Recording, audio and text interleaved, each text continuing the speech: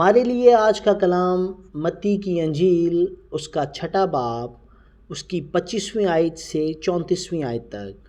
اس لیے میں تم سے کہتا ہوں کہ اپنی جان کی فکر نہ کرنا کہ ہم کیا کھائیں گے یا کیا پئیں گے، اور نہ اپنے بدن کی کہ کیا پہنیں گے۔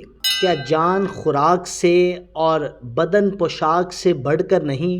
ہوا کے پرندوں کو دیکھو کہ نہ وہ بوتے ہیں، نہ کاٹتے، نہ کوٹھیوں میں جمع کرتے ہیں، تو بھی تمہارا آسمانی باپ ان کو کھلاتا ہے۔ کیا تم ان سے زیادہ قدر نہیں رکھتے؟ تم میں ایسا کون ہے جو فکر کر کے اپنی عمر میں ایک گھڑی بھی بڑھا سکے؟ اور پوشاک کے لیے کیوں فکر کرتے ہو؟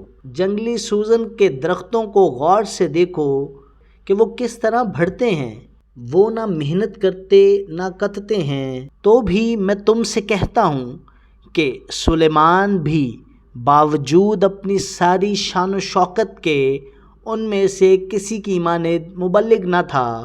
پس جب خدا میدان کی گھاس کو جو آج ہے اور کل تنور میں جھونکی جائے گی ایسی پوشاک پہناتا ہے، تو اے کم اعتقادو تم کو کیوں نہ پہنائے گا؟